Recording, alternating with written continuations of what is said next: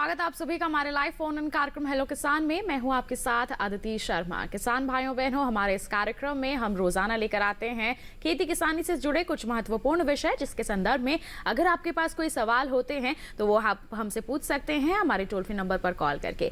आज के हमारे इस अंक में क्या हम विषय आपके लिए लेकर आए हैं, क्या सवाल आप हमसे पूछ सकते हैं, इसके बारे में आपको बता देते हैं। सबसे पहले विषय की जानकारी दें, वसंतकालीन मक्का की बुआई। जी हाँ, इस पर आज हम चर्चा करेंगे कि किस तरह से आप बुआई कर सकते हैं। रेशम कीट पालन भी हमारा विषय रहेगा, इस पर भी हम विस्तृत चर्चा करेंगे कार्यक्रम के दौरान। आपके पास कोई भी सवाल है तो आप अपना फोन उठाकर हमारे टोल फ्री नंबर पर कॉल कर सकते हैं। टोल फ्री नंबर बता दें 1800-113060, 1800-113061 हमारे टोल फ्री यानी कि निःशुल्क नंबर है, जिस पर आप अगले 1 घंटे के दौरान कॉल कर सकते हैं, अपनी सवाल हमसे पूछ सकते हैं और आपके जो भी सवाल होंगे उनके जवाब आप तक पहुंचाएंगे हमारे विशेषज्ञ। तो फिर आइए आपसे परिचय करवा देते हैं। स्टूडियो में मौजूद हैं डॉक्टर SL जाट, जो वरिष्ठ वैज्ञानिक हैं भारतीय मक्का अनुसंधान संस्थान पूसा, नई दिल्ली में। सर, आपका बहुत बहुत स्वागत है। जी धन्यवाद।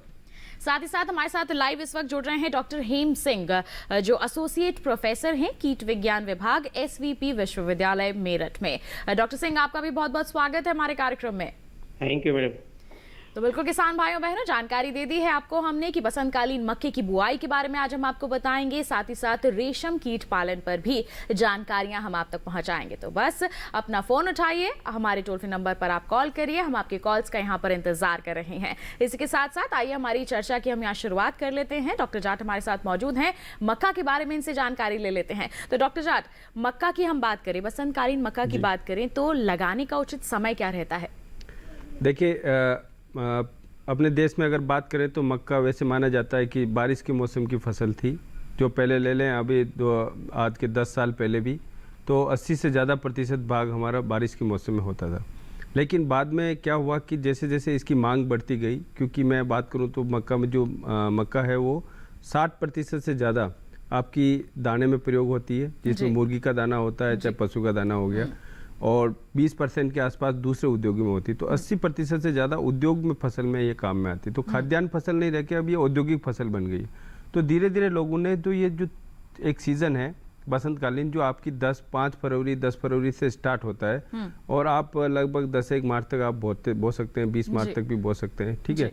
लेकिन आपको जितना जल्दी बोएंगे, जो आपने बुआई का समय पूछा, जितना जल्दी बोएंगे उतना अच्छा रहेगा। उसके 2 मुख्य कारण हैं कि अगर आप जल्दी बोएंगे तो क्या होगा कि आपको बाद में जब मक्का पकती है उस समय कम पानी की देने की जरूरत पड़ती है, तो आप 1-2 सिंचाई की आप सेविंग कर सकते हैं। दूसरी महत्वपूर्ण बात यह है कि आप जिस समय नर झंडा आता है उस समय अगर आपका तापमान 30 से 35 डिग्री हो जाता है, 35 डिग्री उससे ऊपर, तो आपके कभी कभी दाने नहीं बन पाते हैं। तो इन 2 चीज़ों से बचने के लिए आप जब भी आप बोएं तो 1 फरवरी से लेकर आप जितना जल्दी बो सके उतना अच्छा रहेगा। जी, जल्दी यहाँ पे करनी चाहिए, लेकिन अभी भी हमारे किसान भाइयों बहनों के पास 15 से 20 दिन हम कह सकते हैं बचे हुए हैं। अभी भी आपको जल्द ही करनी है, आप जल्द से जल्द इसकी बुआई कर लें, ये आपके लिए काफी फायदेमंद साबित हो सकती है। किस तरह की तैयारियां आपको करनी है बताएंगे आपको, लेकिन उससे पहले नजर डाल लेते हैं एक खास रिपोर्ट पर।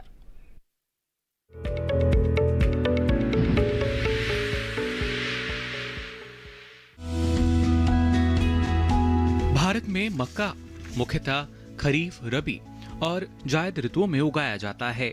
वसंतकालीन मक्का को जायद मक्का भी कहते हैं। वसंतकालीन मक्का मुख्य रूप से उत्तरी भारत में प्रचलित है, जिनमें पंजाब, हरियाणा, उत्तर प्रदेश, बिहार और बंगाल मुख्य हैं।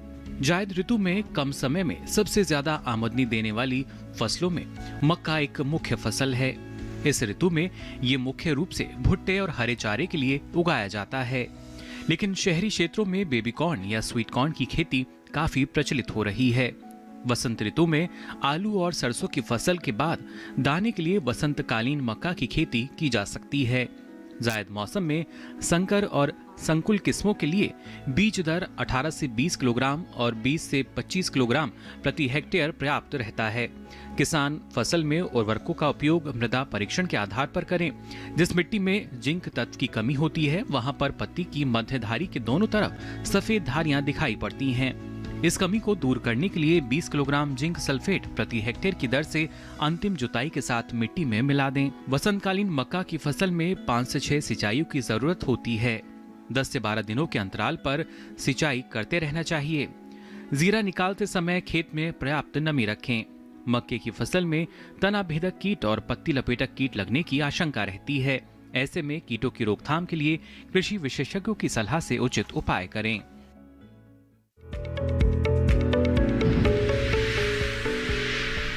तो देखिए, अभी आपने एक खास रिपोर्ट जो कि आधारित थी मक्का की खेती पर, इस पर और जानकारी हमारे विशेषज्ञ से लेंगे। लेकिन अभी यहाँ पर रुक कर लेते हैं डॉक्टर सिंह का, जो इस वक्त हमारे साथ लाइव जुड़े हुए हैं। डॉक्टर सिंह, रेशम कीट पालन की अगर हम बात करते हैं तो इसका क्या महत्व है हमारे देश में? कहें तो हमारे किसान अगर इसे अपनाते हैं तो किस तरह से फायदा मिल सकता है उन्हें? जी मैडम, जो किसान भाई हमारे रेशम कीट पालन करना चाहते हैं तो हमारे यहाँ 2 प्रकार का रेशम का कीट पालन करते हैं। एक तो मलबरी टाइप और एक नॉन मलबरी टाइप।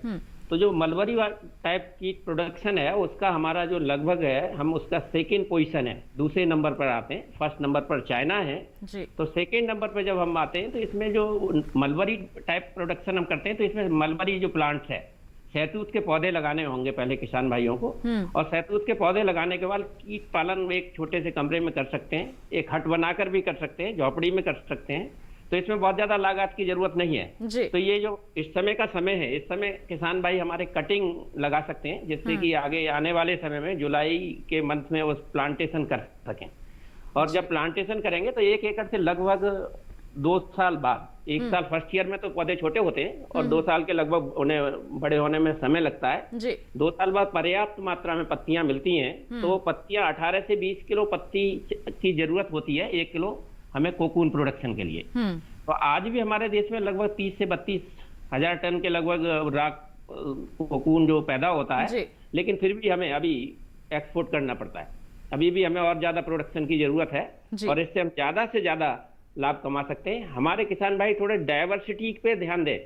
जैसे अब गन्ना की फसल है, एक ही क्रॉप करते चले जा रहे हैं तो कुछ समय बाद गन्ने की फसल में प्रॉब्लम होगी जी। तो हमारे किसान भाई साथ साथ में रेशम कीट पालन करके, या जो लोग बागान लगाए हैं, गार्डन है, बिल्कुल थोड़ा से बदलाव की यहाँ पर जरूरत है। और अन्य फसलों के साथ भी अगर इस खेती को, यानी कहें हम रेशम कीट पालन का अगर हमारे किसान चयन कर लेते हैं तो निश्चित तौर पर अच्छी आमदनी अर्जित कर सकते हैं। हमारे देश में इसमें बदलाव आ रहा है और भी ज्यादा बदलाव की जरूरत है। हमारे किसान तभी इसको अपना पाएंगे जब इसके बारे में जानकारी होगी। और आज के हमारे इस कार्यक्रम का मकसद ही यही है कि हम रेशम कीट पालन के बारे में ज्यादा से ज्यादा जानकारियां हमारे किसानों तक पहुंचा सके। आपसे और जानकारियां लेंगे डॉक्टर सिंह, लेकिन उससे पहले हम एक रिपोर्ट यहां पर देख लेते हैं।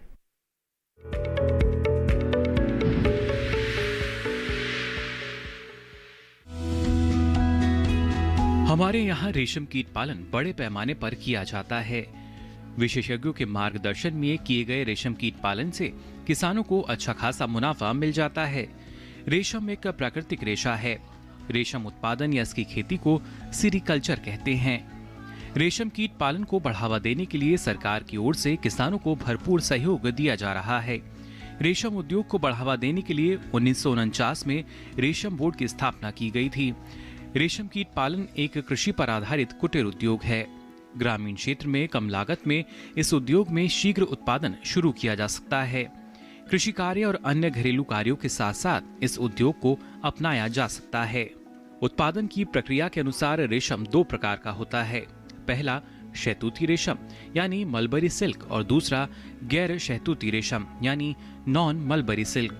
भारत में शहतूत रेशम का उत्पादन कर्नाटक, आंध्र प्रदेश, तमिलनाडु, जम्मू कश्मीर और पश्चिम बंगाल में किया जाता है। वहीं बिना शहतूत वाले रेशम का उत्पादन झारखंड, छत्तीसगढ़, ओडिशा, उत्तर प्रदेश और उत्तर पूर्वी राज्यों में किया जाता है। रेशम उत्पादन के कई फायदे हैं, जैसे रेशम कीट पालन में रोजगार की पर्याप्त क्षमता है। रेशम कीट पालन से किसान कम समय में अधिक आय ले सकते हैं। खास बात यह है कि रेशम कीट पालन को महिलाएं भी बड़े आराम से कर सकती हैं। अगर उचित मार्गदर्शन में किसान रेशम कीट पालन की ट्रेनिंग करके इस व्यवसाय को अपनाएं तो अच्छा मुनाफा कमा सकते हैं।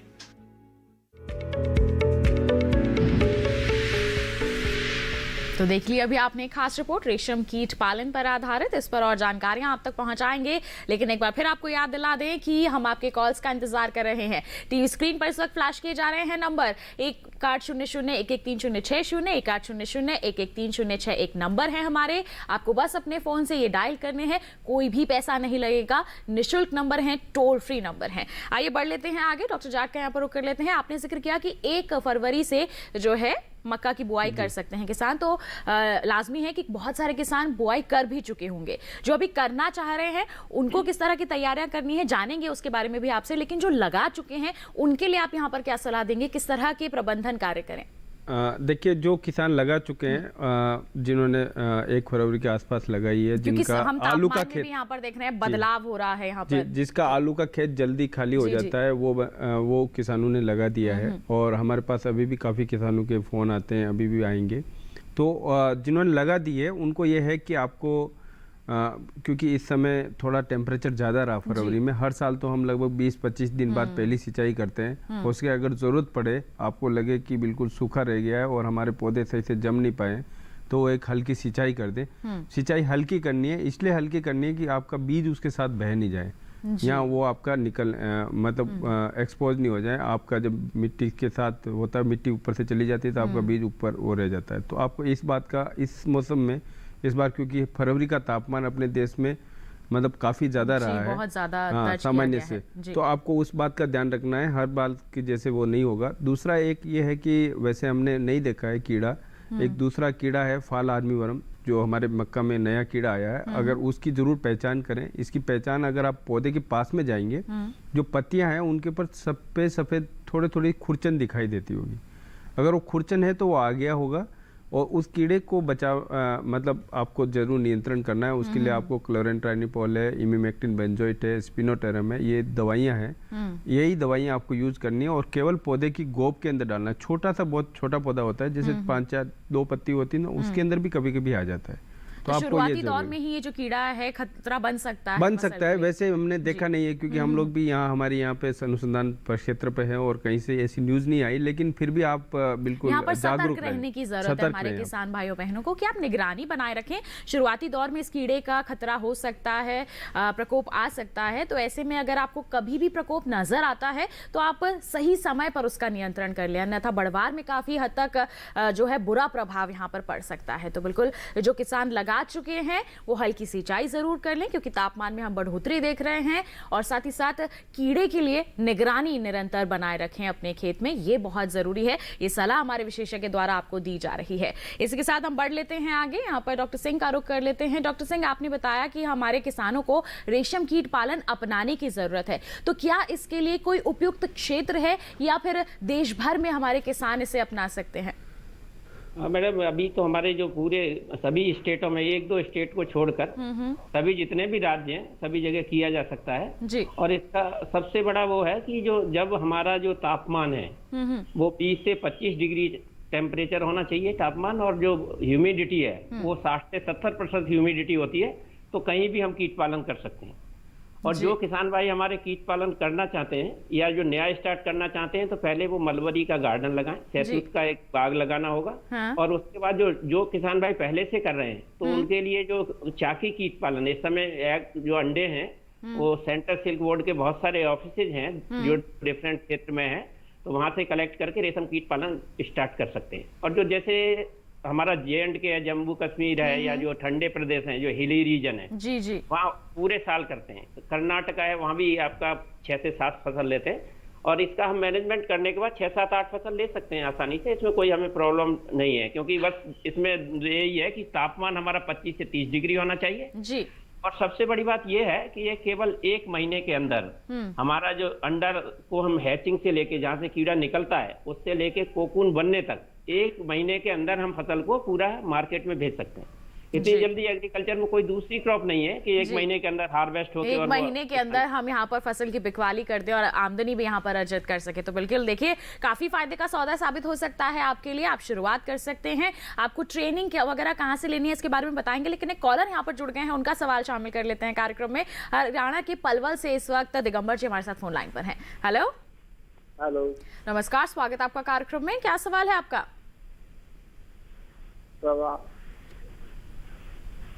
दिगंबर जी अपना सवाल पूछिए। हेलो, जी नमस्कार मैम। सवाल पूछिए अपना। सवाल मेरा ये जी मैम, मैं ये पूछ रहा था कि अब हम अभी खेत खाली नहीं है, मतलब हम 1 महीना बाद ही लगा सकते हैं? जी खेत अभी खाली हुए हैं, क्या मक्का लगा सकते हैं? डॉक्टर जाट क्या सलाह देंगे आप हमारे किसान भाई को? देखिए दिगंबर जी, जैसा अभी देखा है कि अभी कुछ तापमान थोड़ा कम हुआ है, लेकिन मैंने पहले ही चर्चा कर चुके हैं, अगर आप अभी जुड़े हैं तो जी मक्का का जो सही लगाने का समय है, ये वाली मक्का, इसका सही समय ये है कि जिसमें अगर आप दाने वाली लगानी है। देखिए जो बेबी कॉर्न की और उसकी हम चर्चा किए थे, वो बेबी कॉर्न तो आप बाद में भी लगा सकते हैं, आप मार्च में भी लगा सकते हैं, अप्रैल में भी लगा सकते हैं, लेकिन जिसके अंदर दाना पड़ना है, आप जितना जल्दी लगाए उतना अच्छा रहेगा। अभी भी आप लगा सकते हैं। अभी अगर दिगंबर जी और अन्य किसी किसानों का खेत खाली हुआ है, वो जल्दी से जल्दी, उसके अंदर ज़्यादा जुताई उताई करने की ज़रूरत नहीं है, ठीक है ना। जल्दी अपने खेत को तैयार करें और तैयार करने के बाद आप तुरंत उसमें लगा दें। मतलब आपको जितना जल्दी लगाएंगे उतना आपको ज़्यादा फायदा होगा। जी, जैसे ये हरियाणा पलवल से बात कर रहे हैं, तो कोई खास किस्म है जिसकी सलाह आप इन्हें देना चाहेंगे? देखिए ये जो एरिया है हरियाणा का हुआ, चाहे पंजाब का हुआ, चाहे पश्चिम उत्तर प्रदेश का, तो इनके लिए 3-4 किस्में हैं वो जो अमूमन बहुत बढ़िया चल रही है अभी किसानों के यहाँ भी, और हमारी जो संस्थानों द्वारा भी संस्तुत है। उनमें आपकी PMH 8 है, PMH 10 है, उनका बीज पंजाब एग्रीकल्चर यूनिवर्सिटी लुधियाना जो है वहाँ पे उपलब्ध है। बाकी कुछ किस्में जो बाज़ार में उपलब्ध है उनमें DKC 9108 है और P 1899। तो ये किस्में हैं जो आपको दाने के लिए लेनी है। बाकी अगर आप बेबी कॉर्न के ऊपर जाना चाहें तो उसके लिए क्योंकि ये पलवल से हैं, और पलवल में क्योंकि आप देखिए सोनीपत के आसपास एक बहुत बड़ा बेबी कॉर्न का हब है, हम सब लोग जानते हैं, पूरे देश को, विदेशों में ये निर्यात करता है बेबी कॉर्न को।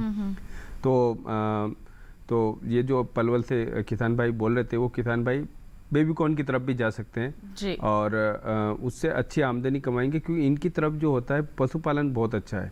तो बेबी कॉर्न से जो हरा चारा मिलता है उसमें आपके पशु के दूध में काफ़ी अच्छी बढ़ोतरी होती है। और जहाँ आप हरा चारा लगा रहे हैं, मैं तो ये कहूँगा किसान भाई दिल्ली के आसपास या फिर और कहीं पे भी, वो अगर बेबी कॉर्न को कैसे लगा सकते हैं। दिल्ली के आसपास इसलिए बता रहा हूँ क्योंकि यहाँ पे मार्केट एस्टेब्लिश है और यहाँ से यूरोपियन मार्केट में हमारे यहाँ से बेबी कॉर्न जा भी रही है।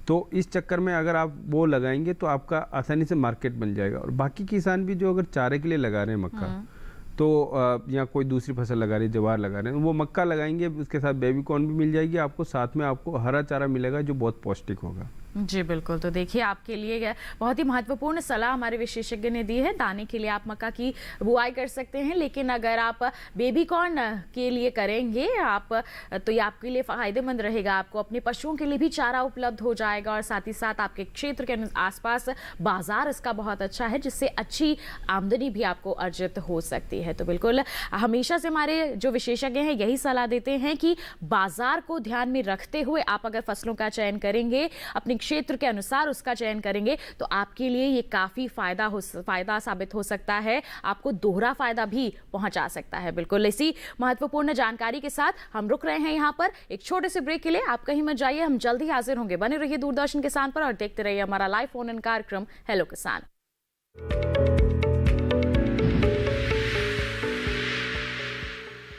अरे भाई सुना नहीं क्या, KCC ने किसानों का जिंदगी बदल दिया है। देश के छोटे किसान 1,60,000 रुपए तक का कर्ज बिना किसी गारंटी को ले पाएंगे। ब्याज खोरों से भी पीछा छुटा। मैं तो जैविक खेती का पूरा सामान मंगा लिया, KCC का भी कोई दबाव नहीं है। ब्याज चुकाने के लिए पूरा 1 साल मिलता है। समय पर भुगतान करने पर केवल 4% के सालाना ब्याज पे लोन मिल गया मुझे। अपना आधार कार्ड, लेटेस्ट फोटो और जमीन के कागजात लेके अप्लाई करो बस। और नामांकन भरने के लिए जेब भी ढीली नहीं करनी पड़ी।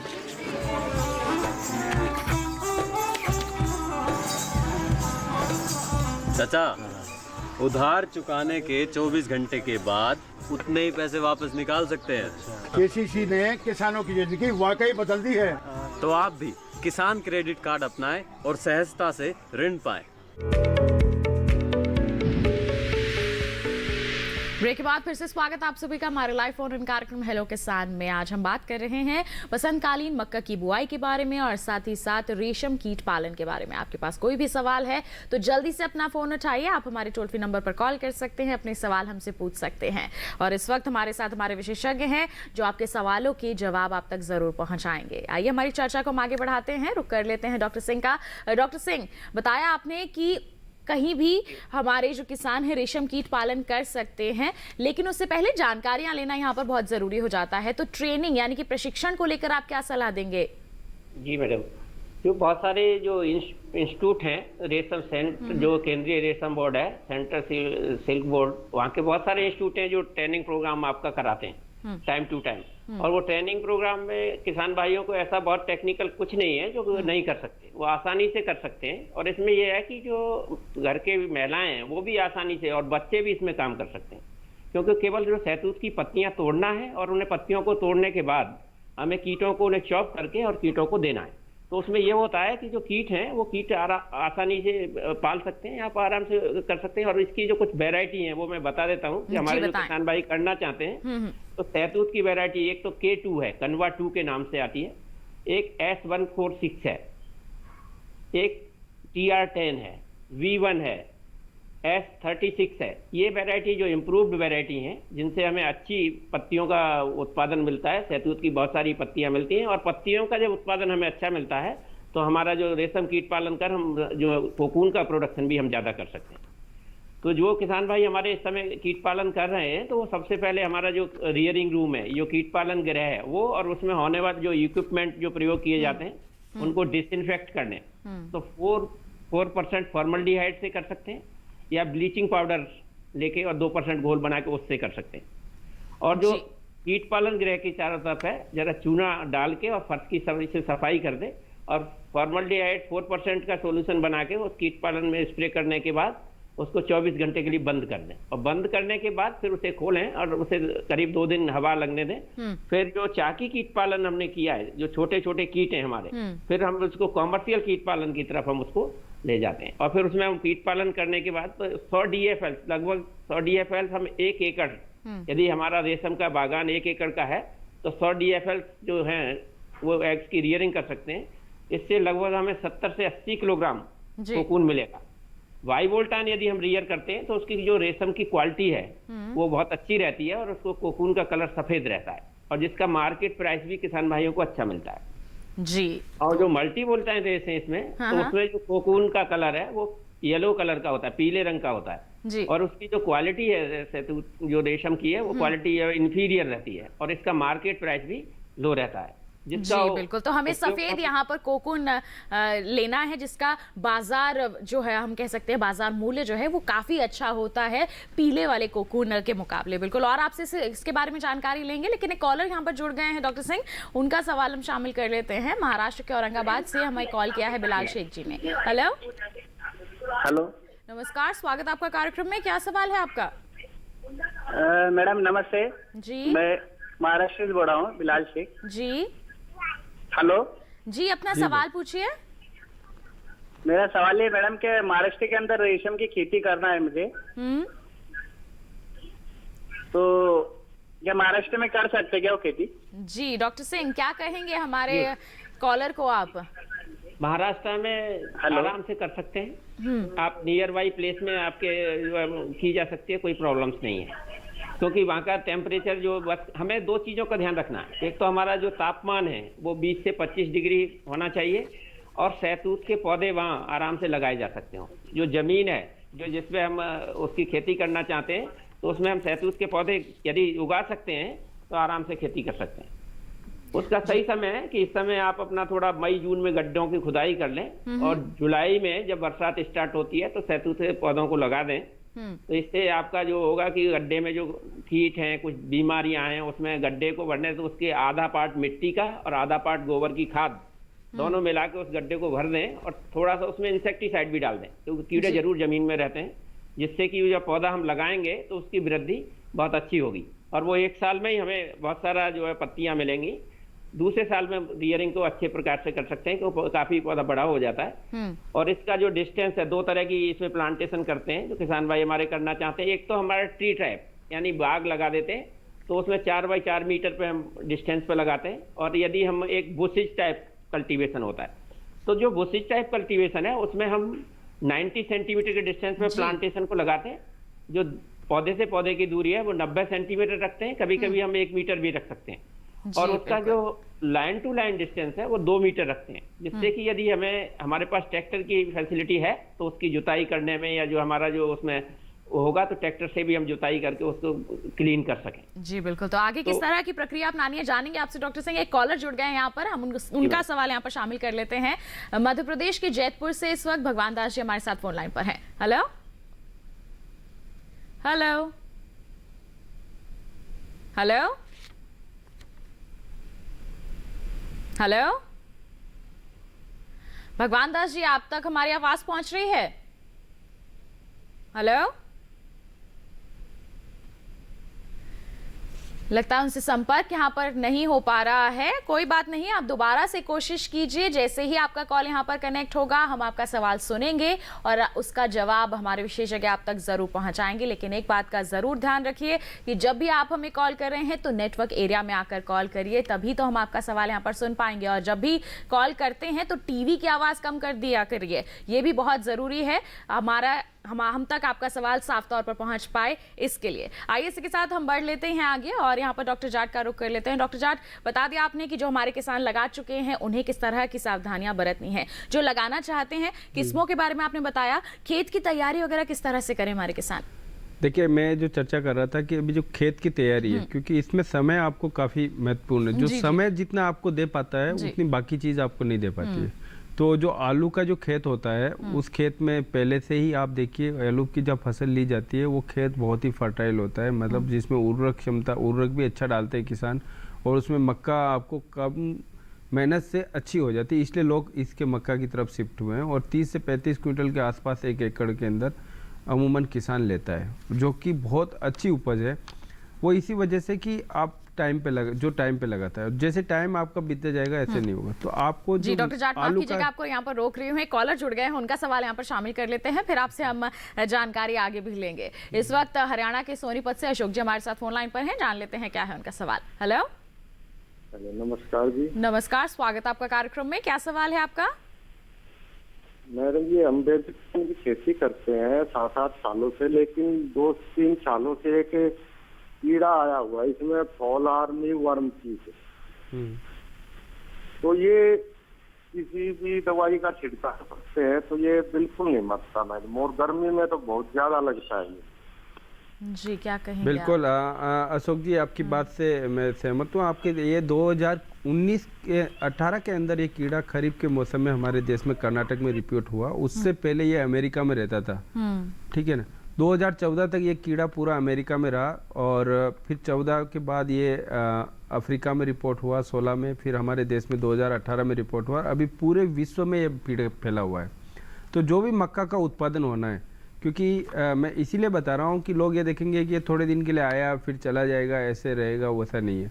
ये कीड़ा आपकी मक्का के साथ रहना है, इसलिए हमें ऐसे कीट प्रबंधन का काम करना है जिसमें कि आपको लंबे समय तक आप इसका प्रबंधन कर सकें, ताकि ये मक्का आपकी जो भी होनी है अपने देश में इसके साथ ही होनी है।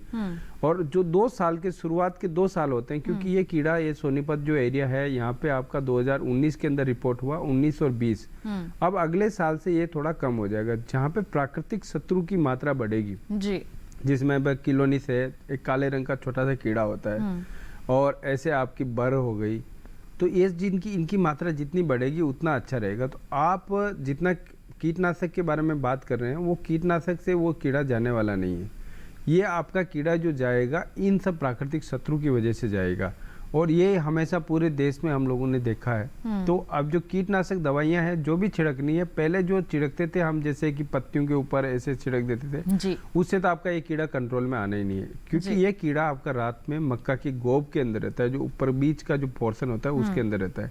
तो आपकी दवाई वहां तक पहुंचनी चाहिए, और जब भी ये खाता है, ये नई पत्ती खाता है, तो आपकी नई 2-3 पत्तियां और वो गोब, वो आपकी नोजल थोड़ा ढीला करके आप दवाई का छिड़काव करें। ये इसमें सबसे महत्वपूर्ण बात है। दवाई छिड़काव करने से महत्वपूर्ण बात यह है। और जब भी आप छिड़काव कर रहे हैं तो उसमें 2-4 दवाइयाँ मैं उनका नाम बताता हूँ। इमामेक्टिन बेंजोइट है, स्पिनोटेरम है, क्लोरेंट्राइनिपोल है। इन 3-4 दवाइयों को आप बदल के, एक बार जब वो कर दिया उसके बाद दूसरा जब भी आप कर रहे हैं वो बदल के आप छिड़काव करें। पहले जैसे मैंने इमामेक्टिन बेंजोइट किए खेत में, तो मैं दूसरी बार स्पिनोटेरम की तरफ जाऊंगा। ठीक है, बदल के आप लगाएं। तो ये 2 साल के बाद आप देखेंगे अगले, इस बार मैं आशा करता हूं कि सोनीपत के इस एरिया के अंदर ये कीड़ा कम आएगा। जितना ये 2 सालों में जितने इसने कोहराम मचाया उससे काफ़ी कम हो जाएगा। तो ये दवाइयां हैं, आप यूज़ करें, लेकिन यूज़ करने का तरीका सबसे ज़्यादा इम्पोर्टेंट है जी, या दवाई से ज़्यादा।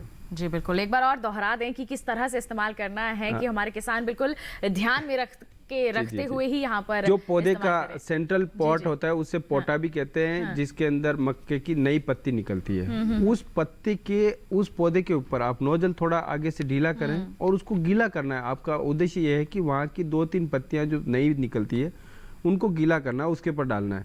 और आपको ये भी ध्यान में रखना है कि मक्का की बढ़वार क्योंकि बहुत तेजी से होती है, उसकी 2-3 दिन में 1-2 पत्तियां निकल जाती है कभी कभी।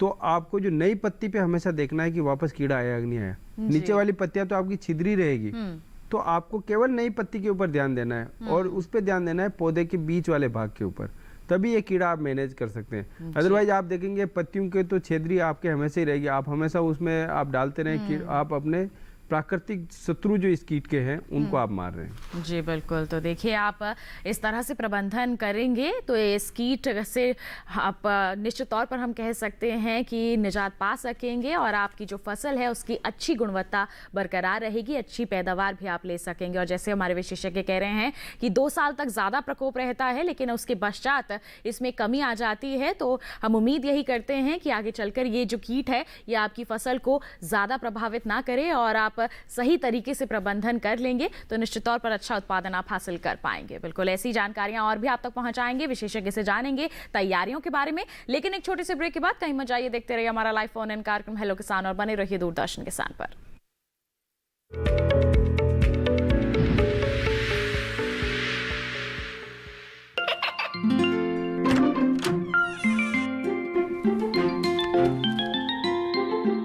ये क्या हो रहा है?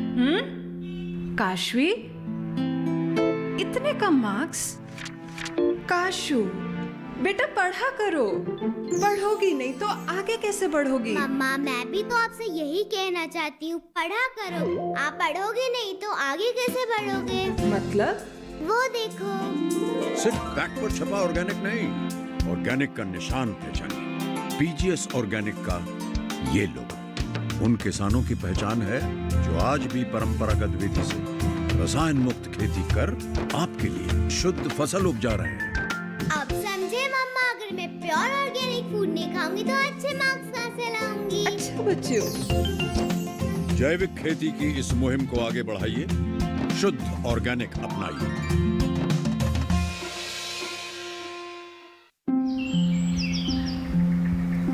अरे अरे अरे क्या कर रहा है? इधर इधर इधर, हम बोल रहे हैं तेरे बीजू का। पुतला बोल रहा है? हाँ, पक्षियों से तो हम खेत को बचा लेते हैं, पर इन घातक रसायनों से कैसे बचाएं? मतलब? देख बेटा, तू जो ये अंधाधुंध रसायन मिलाता है ना, मिट्टी की सेहत बिगड़ने लगी है। और जब माटी ही कमजोर पड़ जाएगी तो उपज कैसे सेहतमंद होगी? हाँ? अरे पहले ऐसा नहीं था, पूछना अपने बड़े बुजुर्गों से, कैसे फसल लहलहाती थी, शुद्धता झलकती थी। हाँ, माटी भी तंदुरुस्त और लोग भी। पहली वाली बात कहाँ? पर अब तो सभी डाले हैं। सब नहीं, आज भी लाखों जागरूक किसान परंपरागत विधि से फसल उगा रहे हैं। खर्चा कम और उपज की कीमत भी बेहतर पा रहे हैं। ठीक है भाई, मैं भी आज से जैविक खेती शुरू करूंगा। माटी से प्रेम की परंपरा है परंपरागत खेती।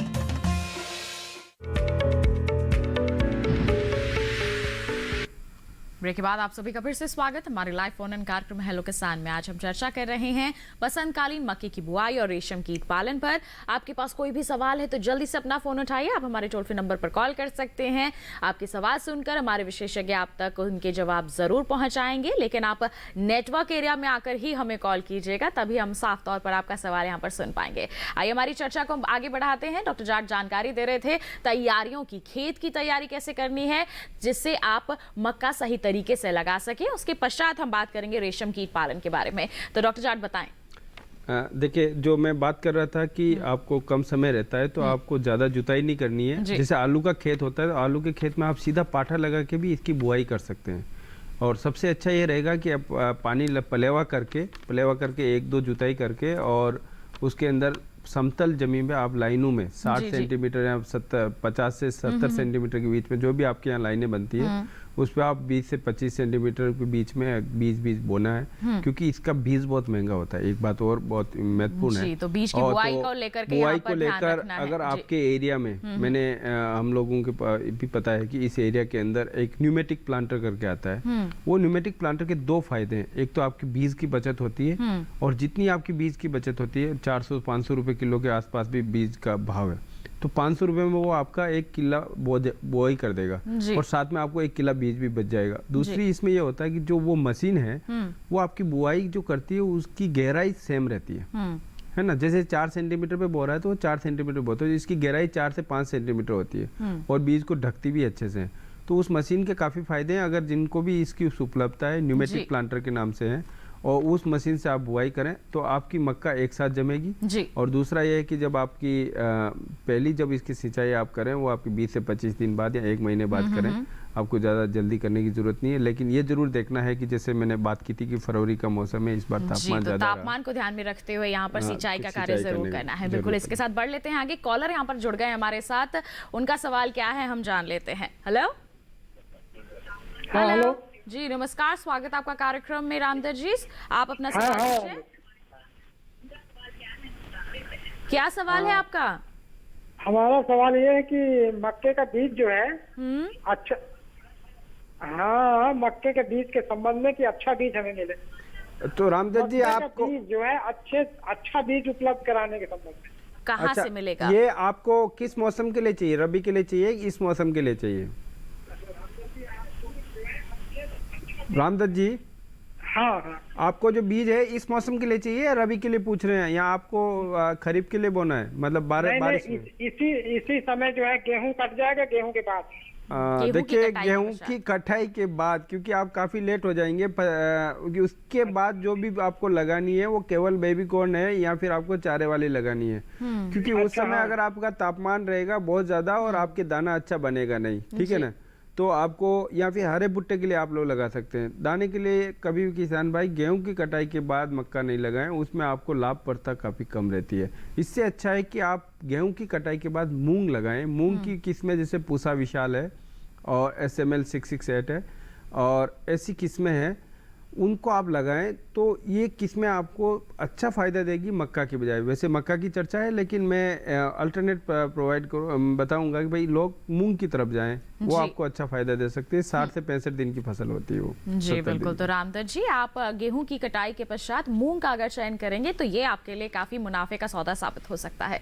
बढ़ते हैं आगे, डॉक्टर सिंह का यहाँ पर रुख कर देते हैं। डॉक्टर सिंह, रेशम कीट पालन पर हम यहाँ पर लगातार चर्चा कर रहे हैं। हमारे किसान इसे अपनाते हैं तो अच्छा फायदा भी मिल सकता है। हम सरकारी मदद की बात यहाँ पर करना चाहेंगे। सरकार की तरफ से किसी तरह की मदद दी जाती है, क्योंकि प्रोत्साहन तो काफी बढ़ रहा है यहाँ पर सरकार की ओर से? जी मैडम, सरकार की तरफ से बहुत सारी योजनाएं हैं। हमारी जो राष्ट्रीय कृषि विकास योजना है उसमें भी इसका प्रावधान है। वो उसमें जो किसान भाई हैं हमारे वहाँ से आप ले सकते हैं। आप बहुत सारी सुविधाएं जो मिलती हैं और अलग अलग राज्यों की अलग अलग परियोजनाएं हैं। जो हमारे, यदि हम उत्तर प्रदेश की बात करें तो उत्तर प्रदेश में जो हमारा जो सिल्क रेशम डिपार्टमेंट है उसमें जो असिस्टेंट डायरेक्टर, सहायक निदेशक लेवल का अधिकारी मंडल लेवल पे बैठता है, जिसमें हमारे जो रेशम के अंडे और वह जो शहतूत के पौधे हैं वो दोनों फ्री ऑफ कॉस्ट दिए जाते हैं। और किसान भाई वहां से लेने के बाद और बहुत सारी सुविधाएं हैं। जो चाकी कीट पालन करने के बाद वो अंडे ना देके तो किसान को जो चाकी कीट है वो कीट भी प्रोवाइड कराते हैं। और जो भी कोई उन्हें समस्या होती है तो उसके लिए भी वो तैयार रहते हैं और समय समय पर वो ट्रेनिंग भी प्रोवाइड कराते हैं।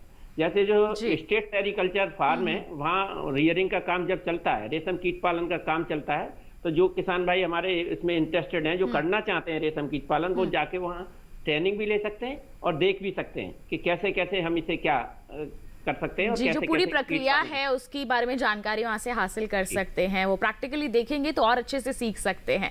बिल्कुल, तो हमारी सरकार भी बिल्कुल प्रोत्साहित तो कर रही है हमारे किसानों को, साथ ही साथ यहाँ पर मदद भी मुहैया कराई जा रही है। तो देखिए, अब तो आपको सरकार का साथ भी यहाँ पर मिल रहा है। हमारे विशेषज्ञ तो लगातार आपके साथ बने ही रहते हैं, आपके सहयोग के लिए, आपकी खेती किसानी को उन्नत बनाने के लिए, आपको आर्थिक रूप से और सशक्त बनाने के लिए। तो बिल्कुल अब आपको भी बढ़ना है। रेशम कीट पालन आपके लिए काफी फायदे का सौदा साबित हो सकता है। किस तरह की सावधानियां बरतनी होती हैं इसको करते हुए, इसके बारे में भी डॉक्टर सिंह से जान लेते हैं। क्या कहेंगे डॉक्टर सिंह सावधानियों के बारे में?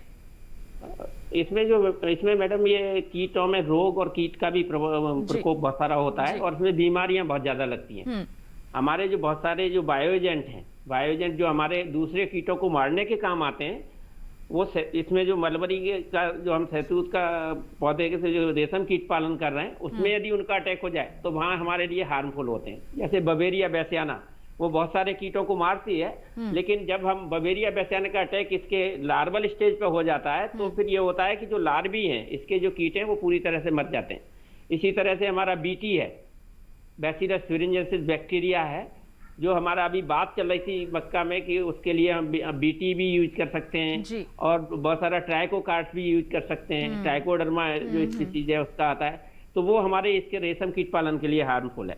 तो यदि उसकी बीमारी फ्लैचरी लगती है, ग्रेसरी इसमें डिजीज आ जाती है, तो पूरे के पूरे कीट एक ओवरनाइट में खत्म हो जाते हैं। तो इसके लिए हमें सावधानी बरतनी ये है कि हमारा जो रियरिंग रूम है, जो कीट पालन गृह है, उसमें हम सैनिटाइजेशन रखें, थोड़ा सा सावधानी रखें कि जूते बूते लेके अंदर न जाएं, और उसकी पहले हम उस सभी को डिसइंफेक्ट करें। डिसइंफेक्टेंट के लिए हमें जो फॉर्मल्डिहाइड का सॉल्यूशन लें 4%, या फिर हम ब्लीचिंग पाउडर का 2% सॉल्यूशन लेके स्प्रे करें सभी, और फिर उस रूम को बंद करने के बाद फिर जब रियरिंग स्टार्ट करें तो उसमें थोड़ा एंट्री का वो रखें, और जो कीट पालन गृह है उसमें एयरेशन, हवा पास होनी चाहिए और हल्की सी धूप भी जानी चाहिए, जिससे कि कीट हमारे आसानी से स्वस्थ रह सके। और फिर भी लग जाता है तो एक विजेता आता है, विजेता पाउडर है, उसे हम कीट पे थोड़ा सा हल्का हल्का डाल सकते हैं, तो उससे ये हमारी बीमारियां हैं उनमें नहीं फैलेंगी।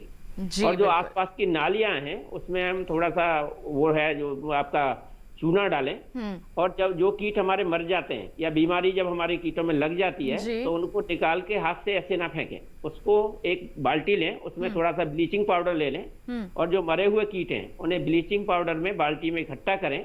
इकट्ठा करने के बाद एक गड्ढे में दबाएं, ऐसा ना हो कि खुले स्थान पर डाल दें, जिससे कि वो और हमारे और कीटों में भी फैल जाए और किस कीटों को भी वो जो बीमारी है संक्रमण हो जाएगा तो वो भी काफी हद तक हमारी जो पूरा पालन है उस पर असर पड़ सकता है। बिल्कुल, और आपसे जानकारी लेंगे डॉक्टर सिंह। एक कॉलर यहाँ पर जुड़ गए हैं, उनका सवाल हम शामिल कर लेते हैं। झारखंड से कॉलर जुड़े हुए हैं, जान लेते हैं क्या है उनका सवाल। हेलो जी हाँ, नमस्कार। नमस्कार राजेंद्र जी, स्वागत है आपका कार्यक्रम में। क्या सवाल है आपका?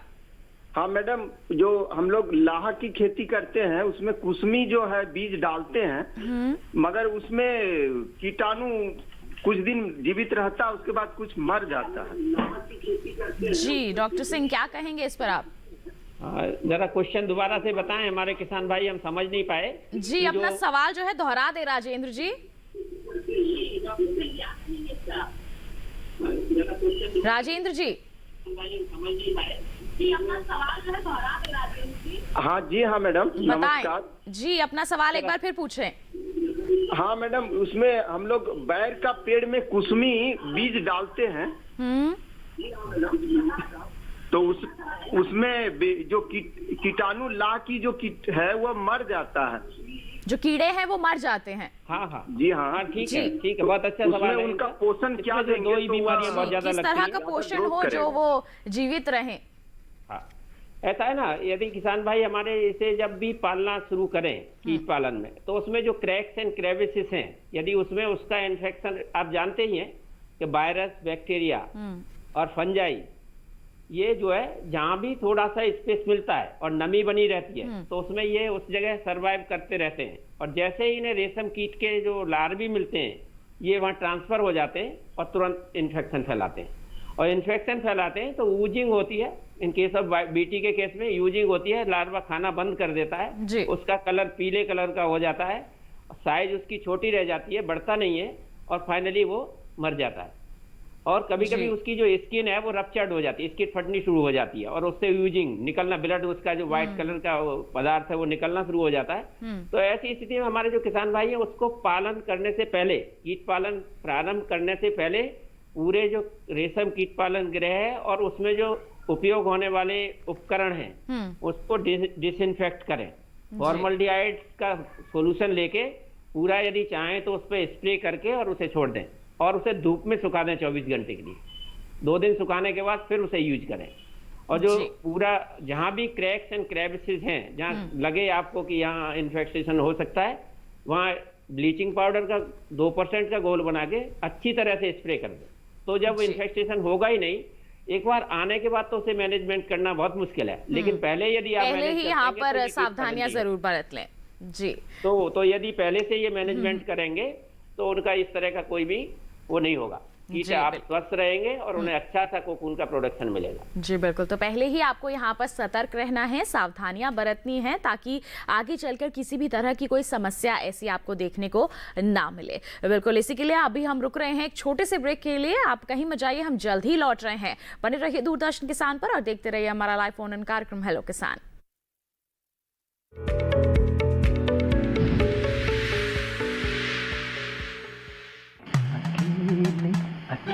अरे वाह भैया, अकेले अकेले।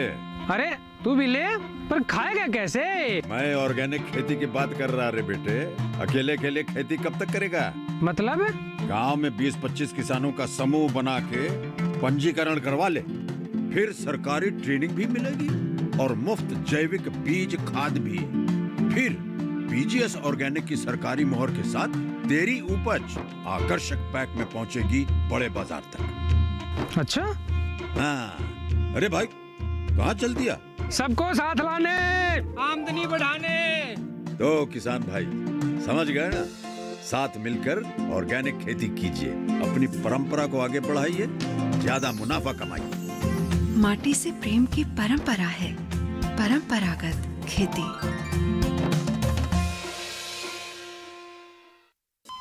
अरे सुन तो। मुझे क्या सुनाना चाहते हो? जो सुनाओ मेरी सौतन को। किसको? अरे वही तुम्हारा मोबाइल फोन जिससे सुबह शाम दिन रात चिपके रहते थे और कहते थे किसान कॉल सेंटर से बातें हो रही हैं। अच्छा ये बात है। हाँ क्यों, क्या हुआ? अब बात नहीं होती क्या? अब तो झट से बात हो जाती है। ऐसा क्या? हाँ, अब तो ज्यादा लाइनें और खास तकनीक के कारण खेती के माहिरों से तुरंत बात हो जाती है। और अगर कभी लाइन व्यस्त हो तो अपनी समस्या फोन पर रिकॉर्ड करा दो, वहाँ से फोन आ जाता है और समस्या की हल का मैसेज भी आ जाता है। ये देखो आ गया। अरे वाह, इसका मतलब इंतजार की घड़ी अब खत्म। हाँ। तभी मैं सोचूं कि आजकल मुझ पर इतना प्यार क्यों आ रहा है। कृषि संबंधी समस्याओं का अपनी भाषा में तुरंत हल पाने के लिए पूरे भारत में किसी भी फोन से हेल्पलाइन नंबर पर संपर्क करें। किसानों का दोस्त किसान कॉल सेंटर।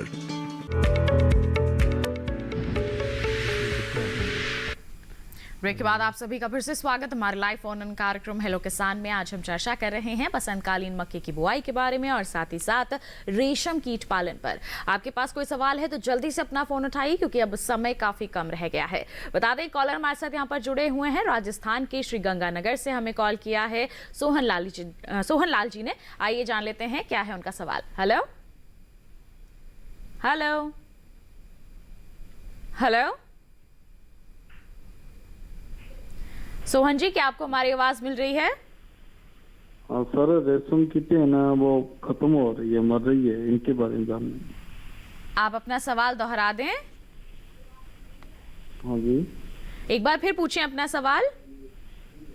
हाँ जी, रेशम कीटें है ना वो खत्म हो रही है, मर रही है, इनके बारे में जानकारी चाहिए। जी डॉक्टर सिंह, क्या कहेंगे आप? जो इनके रेशम कीट हैं वो मर रहे हैं। रेशम कीटें है ना वो मर रही है, इनके बारे में जानना चाहता हूँ। अच्छा, अरे किसान भाई हमारा ये बताएं कि वो किस तरह से मर रहे हैं, उसके जो सिम्टम्स हैं वो जरूरी जानना है कि दो तीन तरह से ये रेशम कीट मरते हैं। एक तो ये होता है कि आपका जो जहाँ आप रेशम कीट पालन कर रहे हैं वहाँ रेशम कीट पालन की जो प्रॉपर प्लेस है उसमें एयरेशन नहीं है, हवा नहीं है। दूसरा ये होती है कि ह्यूमिडिटी, जो आर्द्रता है, नमी की मात्रा बहुत ज़्यादा बढ़ जाती है, तब भी हमारे रेशम कीट में ये प्रॉब्लम आती है। और यदि कोई डिजीज लगी है, वायरस भी लग सकता है या फफूंदी से भी हो सकती है या बैक्टीरिया से हो सकती है, तो उसके डिफरेंट सिम्टम्स हैं। तो कितने संख्या में मर रहे हैं ये उन्हें ध्यान रखना चाहिए। यदि मर रहे हैं तो विजेता पाउडर लेने के बाद, और ट्राइकोडर्मा का पाउडर भी हम यूज कर सकते हैं, तो उसका जो विजेता पाउडर है, विजेता पाउडर का थोड़ा थोड़ा उसमें डालें और उन कीटों को, जो कीट मर रहे हैं उन्हें सही से अलग कर लें और फिर दूसरे कीटों को तब टच करें। पहले हाथ को साबुन से अच्छी तरह वॉश कर लें। और जैसा कि हमने बताया कि जो कीट मर रहे हैं उन कीटों को कलेक्ट करने के लिए एक बाल्टी में थोड़ा ब्लीचिंग पाउडर ले लें और उसमें उन्हें कलेक्ट करें और उस प्लेस का थोड़ा सा ध्यान रखें कि वो जो मरे हुए कीट हैं वो किसी तरह से, जो अच्छे कीट हैं, जो स्वस्थ कीट हैं, उनके संपर्क में ना आए, अन्यथा ये बीमारी और ज्यादा फैल सकती है।